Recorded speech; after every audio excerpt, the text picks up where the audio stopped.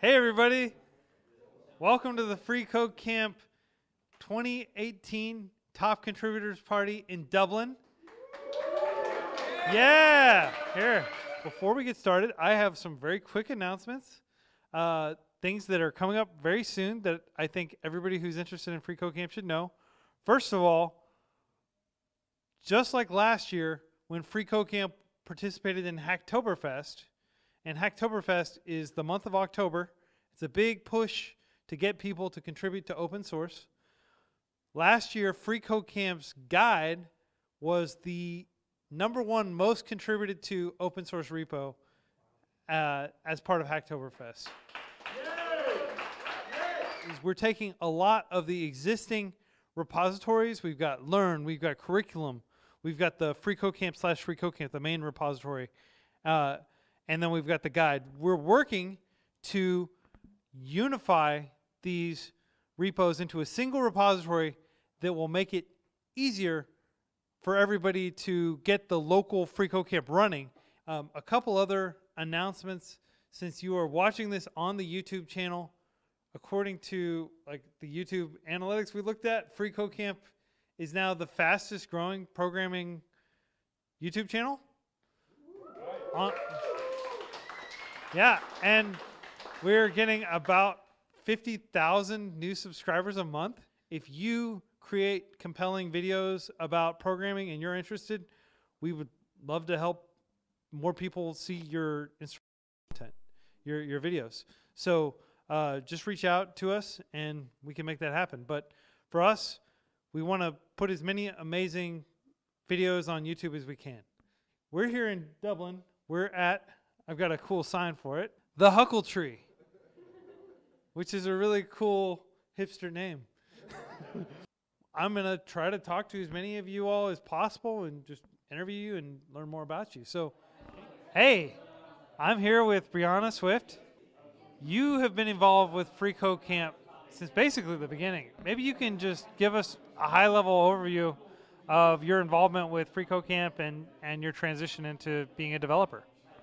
Yeah, so I found freeCodeCamp while I was an elementary school music teacher. I was trying to learn how to code. I love kids, I love teaching music, but I knew it wasn't a career that I wanted to do forever. So I was like, what can I learn how to do without having to quit my job and go back to school? Because I couldn't afford to do that. And I thought, the people that make the internet are probably the first ones to put all of that information for free on the internet. So I did Code Academy, mostly JavaScript type stuff, and found my way onto freeCodeCamp. I was really involved on Twitter. That was my only community because I was really kind of alone while I was learning. And went through the freeCodeCamp challenges, and as soon as I started doing that, I started to get involved more in the chat room, which there was no forum at that point, and started doing some pair programming and streaming that. So freeCodeCamp really not only taught me the fundamentals that I needed for development and for software, but also gave me a community and a place to, commiserate almost with how hard it is to learn how to code. And based on your videos on YouTube and the skills that you were able to build up, just learning to code on your own and through different communities, you were able to eventually get a job. Can you talk a little bit about your job and how you got it? Yes, I work at GitHub, which is not where I thought I would be working when I started learning to code. I'm a trainer, so most of the time I'm talking to developers about how to use Git and GitHub. So regardless of what language they're programming in, regardless of what type of projects, how big their team is, everybody should probably be using version control, and Git is not the simplest thing to wrap your head around, so it's a similar challenge to these computer science concepts, like how can we make this simple and approachable? That transition was weird because going from elementary school music teacher to working at GitHub is kind of a jump. But I think working with those videos specifically and saying, how can we take these difficult concepts and make them approachable to anybody is something that really primed me for working at GitHub. So I think even if somebody's going through freeCodeCamp, if you're going through freeCodeCamp and you're like, I don't know if I necessarily see myself as a full-time developer, that's okay. Like, there are so many places for you that are perfect for you that you might just not know exist. Like, I didn't know that this job existed, but I love it. Awesome. Thanks again. Thank you, Quincy. Why don't you just tell us a little bit about yourself, Pete? Sure. So my name's Pete, and I'm a data scientist based in London. And I write for and help edit the Medium publication. I've been doing that since about October last year, so almost a year now, and it's really fun. It's really interesting to see what articles we receive, and sort of curating them and helping get them to the high standards we like to put up. What is your editorial workflow like? About how frequently will you check in and find articles that you're interested in editing and publishing? I see. So we do receive a lot of articles. There's always something to work on. I try and check in daily. I actually take my lunch breaks at work as an opportunity to see what there is and review some of the articles. And if I see one I think I can help edit and get to the standard we want, then I'll claim that article, and then that evening I'll work on it and send it to Abby for final review and publishing. So it's thank you. Thanks, Peter. Have a seat, Richie. Just give us an overview of some of the things you do. Yeah, so I mean, we met a couple of years back. freeCodeCamp was still in its early days and stuff. So what I do currently is basically run meetups. I'm a core admin for freeCodeCamp Johannesburg. There's a couple of other guys that some came and went, and some are still there, but some are dormant, some are active when needs be. But I'm generally organize stuff and host the meetups themselves. We're building an events platform that'll make it easier for people in Johannesburg when they're just using freeCodeCamp it'll remind them, hey, there's an event in at the nearby office where you're having your next event. So I'm optimistic that will help even more people who are already in Johannesburg who don't realize that you're having all these in-person events that will help get them involved as well. Absolutely. Yeah, I mean, it's another aspect of it. I mean, it's we were talking about how else, myself and Evidence, we were talking about how else we can contribute. Like, is this all we can do? Is that how do we take it to the next level? And I was like, my response to that was like, well, that's a very good question, brother. What do you think? And he's over there, so he gave me his peace of mind. But for me, I think for now is we need to continue doing what we've been doing, because personally, I mean, for me, the reason why I believe in this and why I'm still doing what I'm doing now is that I see value in this. I truly believe this is one way that we can, and I know it sounds very up in the sky, but I really believe this is one way of actually tackling poverty. And I see people that are frustrated in their jobs, people that they just they just go to work just for the heck of it, but they don't enjoy it, And for me, I strongly believe in that. You have to really enjoy what you do, and I absolutely love what I'm doing right now, thanks to freeCodeCamp. And I think the way, just back to my original point, was that how to take it forward is, first of all, we need to keep doing what we're doing, don't drop the standard, and obviously think of other ways of how we can improve it.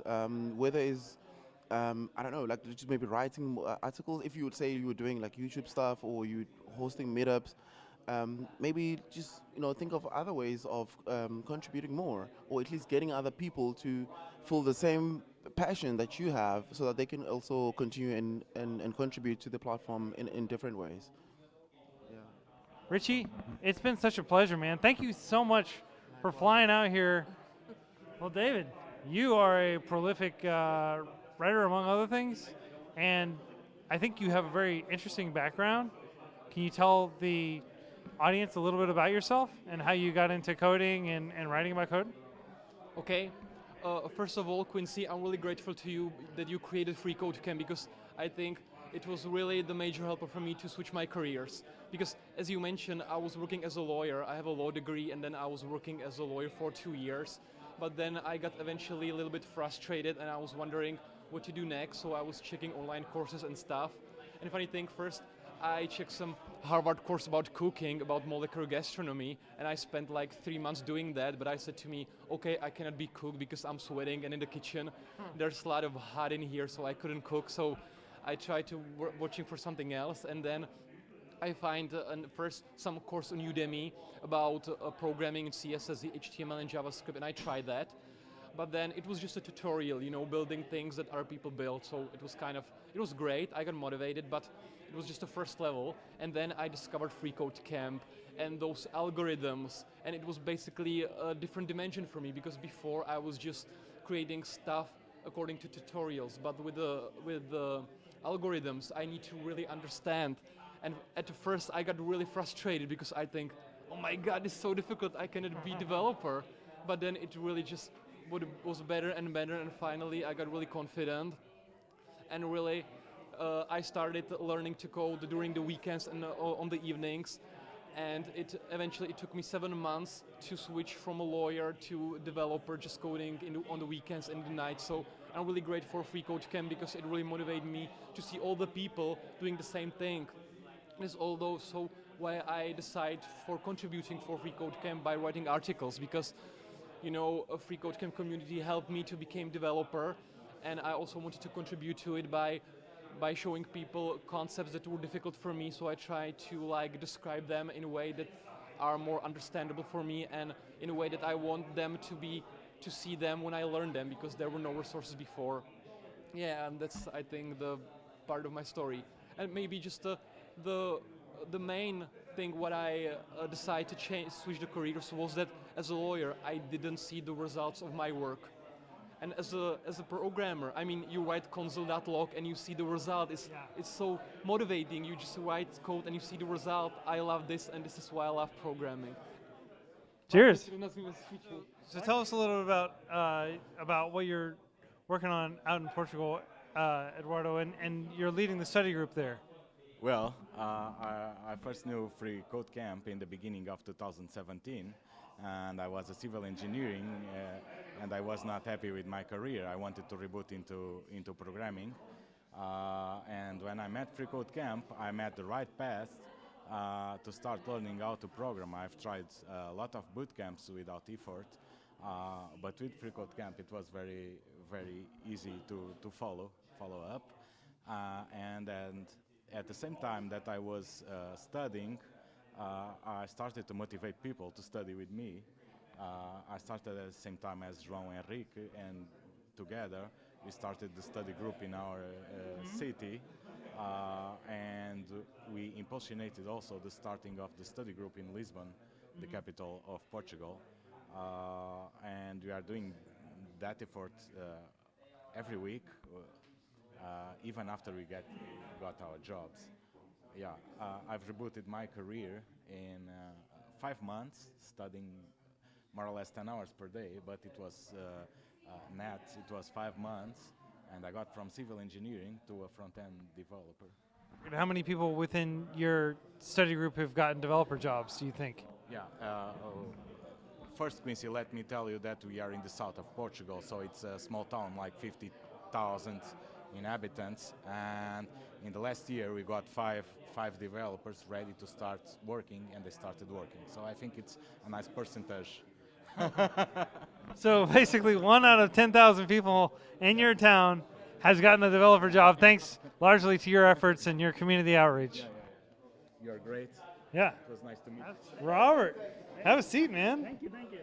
You lead the freeCodeCamp Vienna group along with Daniel Deutsch, who couldn't make it. He's a student. Tell us a little bit about the origins of freeCodeCamp Vienna, which I think you said is about 3 years old now. Yeah, it is. Yeah, it's like there's so much to say, but it basically started. I now have a developer job, and I mainly attribute that to freeCodeCamp, which is awesome. And when I started as a student, shortly after, there was, I think it still is, but there's this getting started guide, and you're getting encouraged to check up your local group. There was no local group, but there was a nice guide saying, if there is no local group, start a Facebook group. This is how you do it. So I did, and then no one came. So I asked my wife to join. I invited her. We were 2. Then, like, this is probably just in the span of a couple of days, there were still no more people joining. So I got impatient. So I think I texted you on Gitter or something. And I was like, I don't know if Quincy Larson will reply to me, but he replied, and it was awesome. And I was asking, can I start a meetup.com group? Because I knew meetups from my city. There's quite a bit of them. thinking that that's a way I could get more people involved because I wanted to meet other students, right? And then I did that, and you replied like, yeah, of course, sure, just keep in mind it costs money and stuff, and I was like, that's fine. So that's basically how it started in the format that we have now. We've been going almost 3 years, like this, I think November, December. Take care. All right, thanks. Well, Eleftheria, thank you so much for flying in from Greece. You are a very prominent person in the FreeCodeCamp community, especially recently. You've been live streaming a whole lot of videos. You've been creating videos on things like Angular. It's incredibly helpful. Tell us a little bit about how you got into tech and how you started deciding to record all this and share all this knowledge. Okay.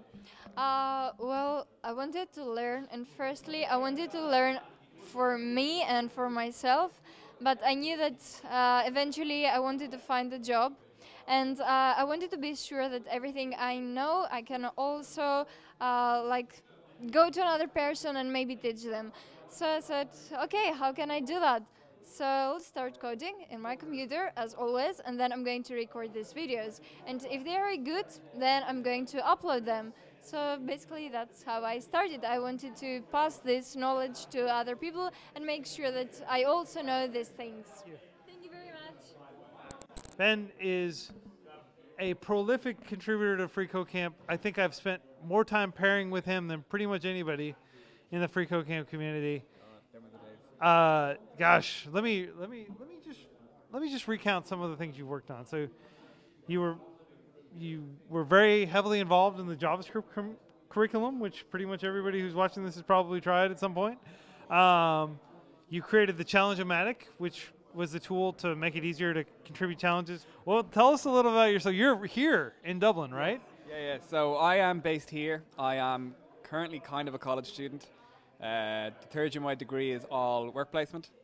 So I'm currently a working man for a year.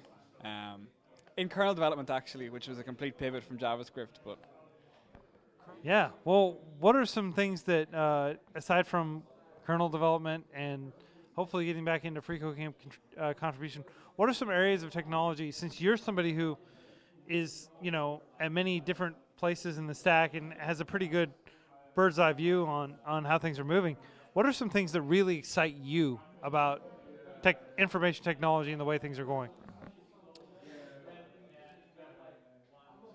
in terms of new things, I guess there's a lot of scope for, this is trying to run a lot, but the tighter integration of technology and people.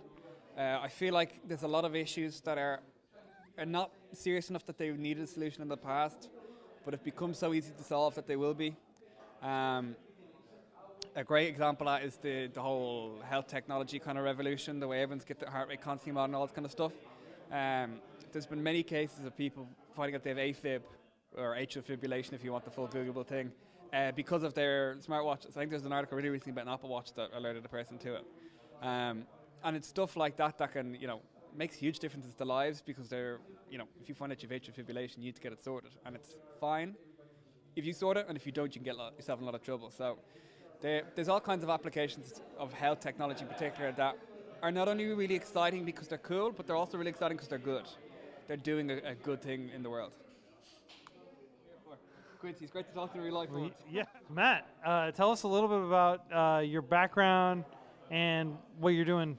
Yep. So I'm originally a music teacher. I studied music at university, taught guitar and piano for several years, and then, which I still do actually, just a little bit, in the evenings and weekends. But I realized it wasn't the career for me. I wanted something which had a bit more direction, had more of a challenge.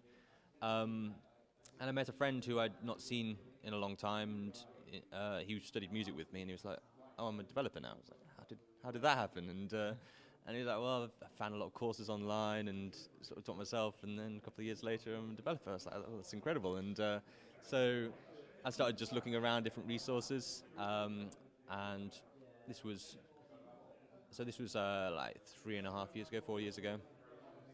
So I was started with a lot of courses on Coursera, edX, and those kind of things, which were really good because they had these kind of deadlines, so you had to get the project in by a certain time, and then people peer review them. and then listen to a lot of podcasts. And I feel it was probably JavaScript Jabber you were on, and you were talking about FreeCodeCamp, or maybe it was Code Newbie, maybe both. Yeah. And I heard about FreeCodeCamp and started trying that out, and realized actually this is an incredible free platform. And yeah, just got really into it and got quite disciplined about doing it every day. And then I heard about these meetups that were going on, and which at first I was not good enough to go along to these. I bet everyone's amazing, and I was quite intimidated, but I forced myself to go, and then met people who were very similar to me. Some people who were above me, some people who weren't quite where I was, and found that really. And suddenly it was like, oh, maybe I can do this, and yeah, it's gone from there really. That's awesome. So, describe the transition. You're a musician, and just looking at the different steps you would need to take and planning out your progression as it became clearer and clearer to you what you needed to do.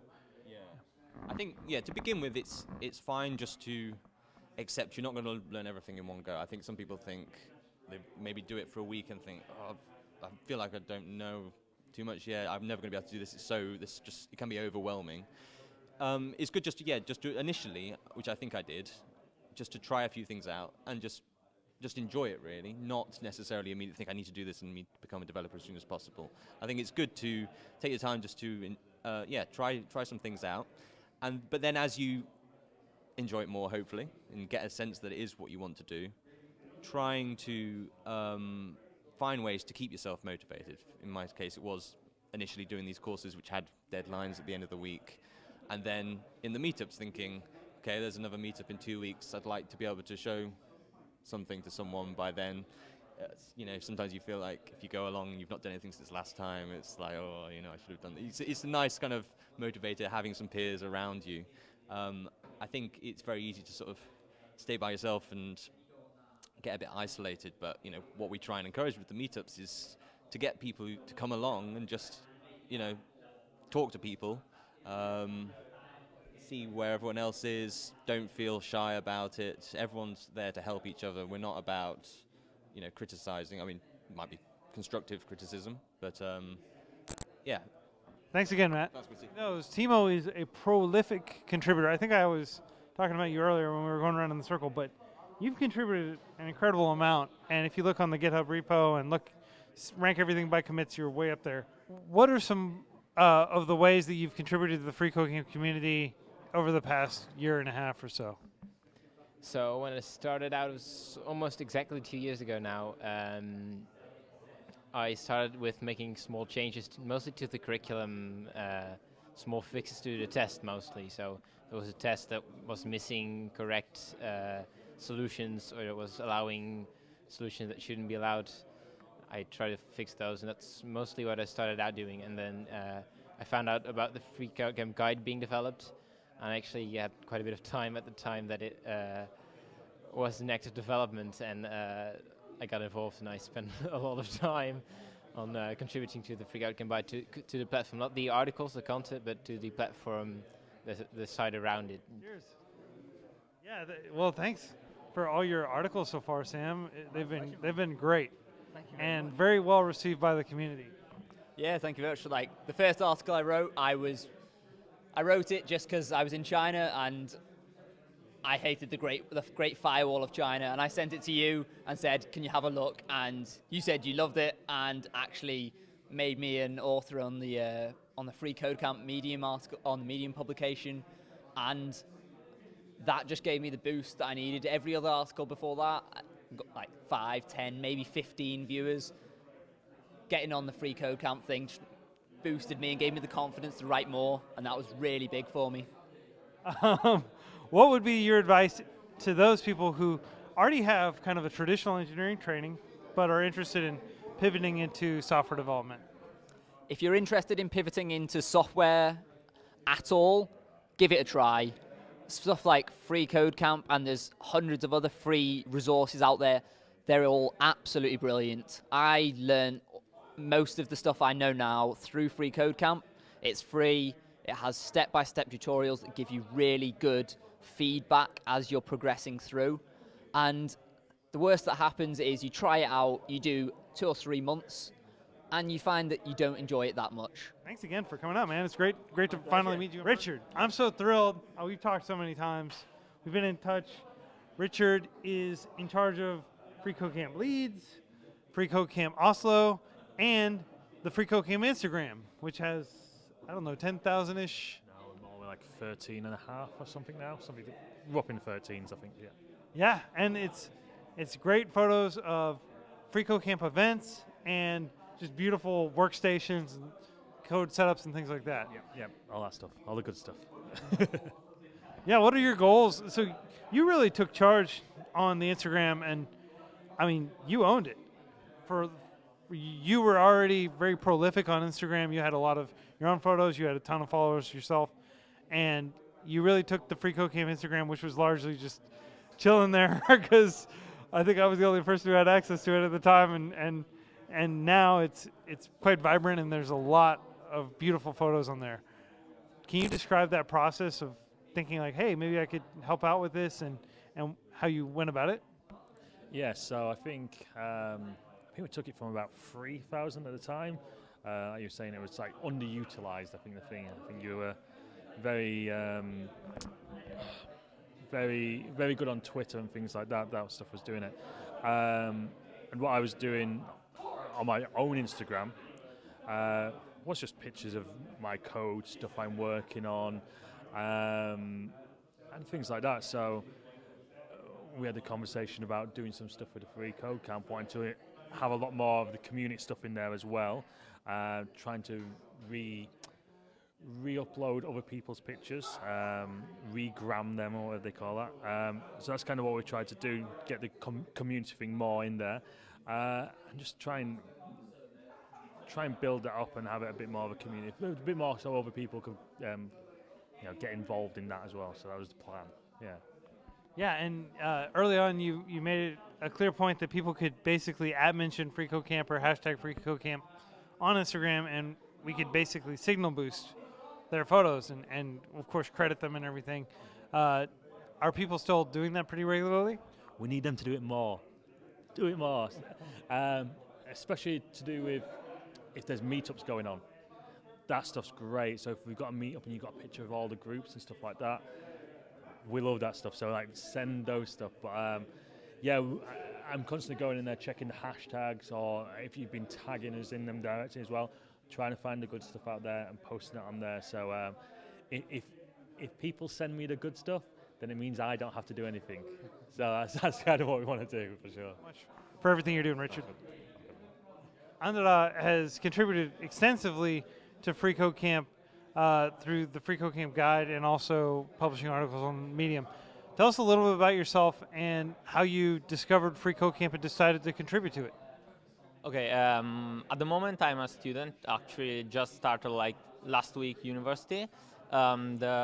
My journey with freeCodeCamp started when I moved from like C# to JavaScript because I needed to learn Node.js for like a server application, and I basically discovered freeCodeCamp to learn JavaScript. Then I started like reading the articles on the Medium publication, and when I decided that I wanted to also write articles, it just felt natural to go to publish the articles on the Medium publication. And then from there, like the involvement with the community just like grew gradually. Yeah, how old are you? 18. Oh wow, you're getting really into, really deep into technology pretty young, and that's excellent. Yeah, I actually like started my first experiences with coding like at 12. The story goes basically, I like games, why not make one? And then like I just started with those software that lets you just create the game with drag and drop stuff. And then you say, I want to add this like cool feature. I will learn some scripting, and then, programming is super cool. I will learn this. All right, cheers. All right. Well, I'll just grab the camera. Whee! So Matt's over here. We're going to take a big group photo, and then we're going to gracefully leave. thank you so much for tuning in for the stream. We got to talk to a lot of exciting people doing exciting work, both within the freeCodeCamp community and just working as developers. So I hope you all have a beautiful evening.